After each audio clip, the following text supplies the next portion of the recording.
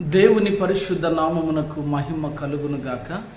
నా ప్రియ సహోదరి సహోదరులారా, ఈ మాటలు ఎందరైతే వినుచూ ఉన్నారో వారందరికీ మన రక్షకుడైన యేసుక్రీస్తు వారి శ్రేష్టమైనటువంటి నామమున వందనాలు తెలియచేస్తూ ఉన్నాను. ఈ సమయమున కొద్ది నిమిషాలు దేవుని వాక్యాన్ని మనము విందాం. వాక్యాన్ని సందర్భ పరిచయం కొరకు కొన్ని వచనాలను మనం చదువుకుందాం. లూకాసు వార్త 7వ అధ్యాయము 36వ వచనము మరియు 37వ వచనం సందర్భ పరిచయం కొరకు మనం చదువుకుందాం. పరిసయ్యులలో ఒకడు తనతో కూడా భోజనము చేయవలనని ఆయనను అడిగెను.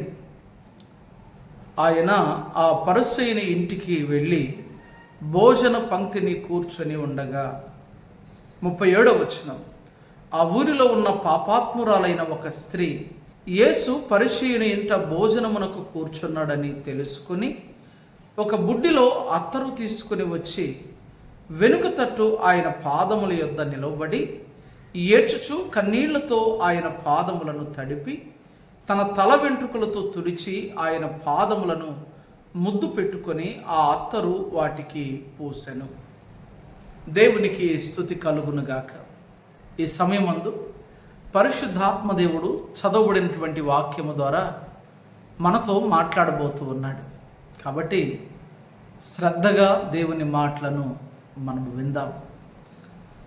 చిన్న ప్రార్థనతో ధ్యానాన్ని మనం ప్రారంభించుకుందాం. ప్రేమగల మా తండ్రి దయాళుడా, మీకు వందనాలు. ఇప్పుడు మేము చదివినటువంటి వాక్యాన్ని మాకు అర్థమయ్యే విధంగా మీరే సహాయపడండి. మీ సేవకుని నోటికి మీ మాటలు అందించి వినువారికి మేలు, క్షేమము, ఆశీర్వాదము దయచేయాలని క్రీస్తు యేసు నామమున ఈ ప్రార్థన అడుగుచూ ఉన్నాము తండ్రి, ఆమేన్. నా ప్రియ సహోదరి సహోదరులారా, లూకాసు వార్త 7వ అధ్యాయము 36వ వచనం నుండి 50వ వచనం వరకు, అనగా ఆ పారాగ్రాఫ్ అంతా కూడా మనం జాగ్రత్తగా చదవగలిగితే అక్కడ పరిసయ్యుడైనటువంటి సీమోను యేసు ప్రభు వారిని భోజనానికి పిలిచాడు. ఆ పిలిచినటువంటి ఆ సందర్భం అక్కడ రాయబడింది. అక్కడ జరిగినటువంటి విషయాలను నేను మీకు వివరించాలని ఆశిస్తూ ఉన్నాను. పరిసయ్యుడైనటువంటి సీమోను ప్రభు అయిన యేసుక్రీస్తు వారిని భోజనానికి ఆహ్వానించగా ప్రభు అయిన యేసుక్రీస్తు వారు ఆయన ఇంటికి భోజనానికి వెళ్ళాడు. ఎవరు పిలిచినా ప్రభువు భోజనానికి వెళ్ళేటువంటి వాడు. ఈ పరిసయ్యుడు ఎవరు? యేసు ప్రభు వారిని భోజనానికి పిలిచినటువంటి సీమోను ఎవరు? ఆయన పరిసయ్యుల తెగకు చెందినటువంటి వాడు. ఆనాటి కాలంలో పరిసయ్యులు, శాస్త్రులు, సద్దుకయ్యులు అనేటువంటి వారు 3 తెగల వారు ప్రధానంగా ఉండేటువంటి వారు. ఈ పరిసయ్యులు అనబడేటువంటి వారు వీరు పైకి భక్తి కలిగినటువంటి వారి వలె ఉండేటువంటి వారు ఆ దినాలలో. ఈ పరిసయ్యులు ప్రభు అయిన యేసుక్రీస్తు వారిని అదే పనిగా విమర్శించేటువంటి వారు. అలాంటి పరిసయ్యుల తెగకు చెందినటువంటి వాడు ఈ సీమోను అనబడినటువంటి పరిసయ్యుడు. యేసు ప్రభు వారిని ఆయన భోజనానికి ఆహ్వానించగా ప్రభువు వెళ్ళాడు.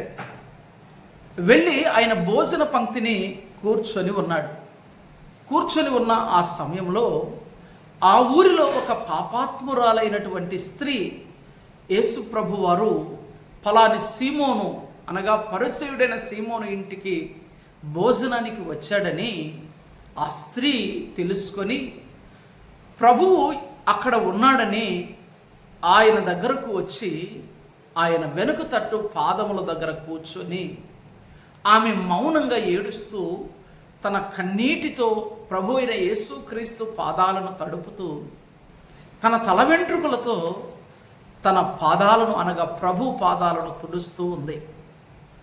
ఆ విషయాన్ని ప్రభువు చాలా జాగ్రత్తగా గమనిస్తూ ఉన్నాడు. అదేవిధంగా ఎవరైతే ప్రభు అయిన యేసుక్రీస్తు వారిని భోజనానికి ఆహ్వానించాడో ఆ పరిసయ్యుడైన సీమోను ఆ సంఘటన చూసి ప్రభువును ఏమంటున్నాడు అని మనం కిందకు చదువుతూ రాగలిగితే, ప్రభువును గూర్చి ఈ పరిసయ్యుడైన సీమోను సనుగుకుంటూ ఉన్నాడు, మనసులో గొనుగుతూ ఉన్నాడు. ఏమని గొనుగుతూ ఉన్నాడు? అయ్యయ్యో, ఈయన ప్రవక్త అనుకున్నాను, ఈయన గొప్పవాడు అనుకున్నాను. ప్రవక్త అయితే ఈమె ఎలాంటిదో ఈయన గ్రహించేటువంటి వాడు. ప్రవక్త అయితే ఈమె పరిస్థితి ఏంటో ప్రభువుకు తెలిసి ఉండేది. ఈయన ప్రవక్త అనుకొని, లేక మెస్సయ్య అనుకొని, లేక గొప్పవాడు అనుకొని, లేక దైవ కుమారుడు అనుకొని ఈయన నేను భోజనానికి ఆహ్వానించాను, పొరపాటు అయింది, నన్ను పిలవకుండా ఉంటే బాగుండేది అని అనుకుంటూ ఉన్నాడు. అప్పుడు ప్రభువు సీమోను మనస్సులో ఉన్నది గ్రహించాడు.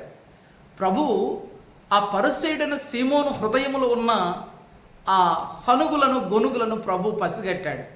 అయితే సీమోను అది చూసి ఆమెను అసహ్యించుకుంటున్నాడు. ఇది ఎవతో, ఇది ఎలాంటిదో ప్రభువుకు తెలియదా అని భావిస్తూ ఉన్నాడు.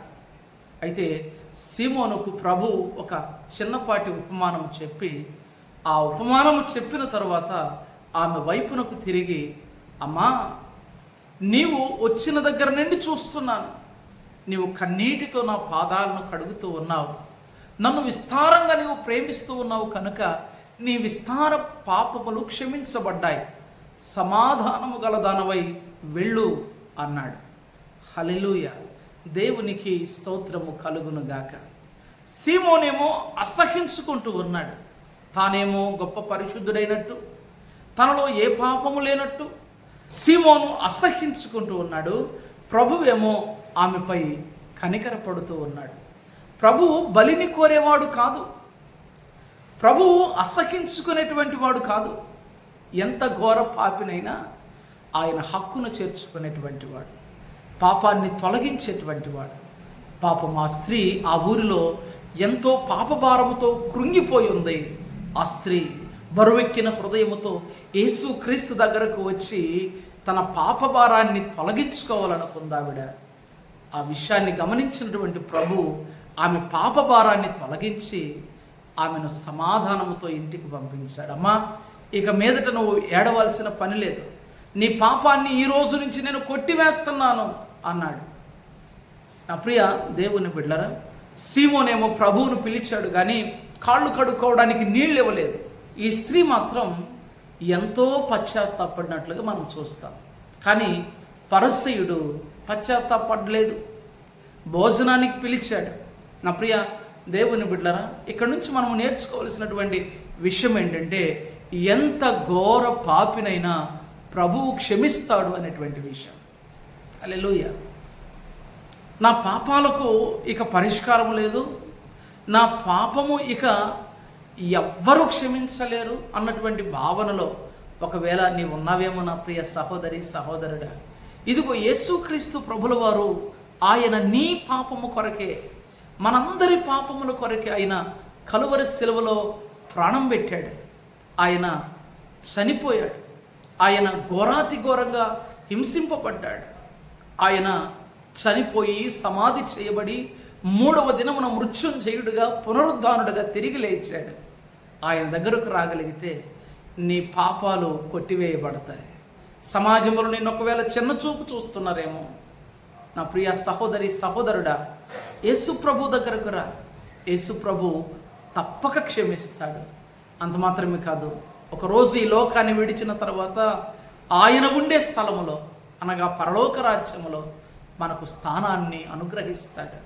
ఈ నా మాటలు వింటున్న నా ప్రియ సహోదరి సహోదరుడా, నీవు ఎలాంటి స్థితిలో ఉన్నా ఇదిగో యేసయ్య శరణు వేడుకో, యేసయ్య శరణు వేడుకో, నీ పాపాలు క్షమిస్తాడు.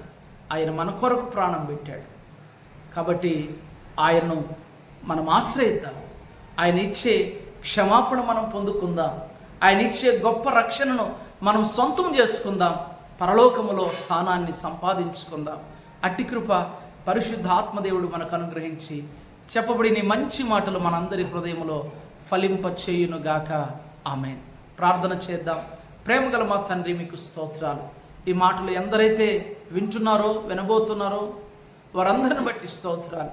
వారందరిని ఆశీర్వదించి దీవించమని అయ్యా రక్షకుడా, వారందరిని మీ చేతులకు సమర్పించుకుంటూ క్రీస్తు యేసు నామం పేరటి ప్రార్థన మనవి సమర్పించి వేడుచున్నాము తండ్రి. ఆమేన్.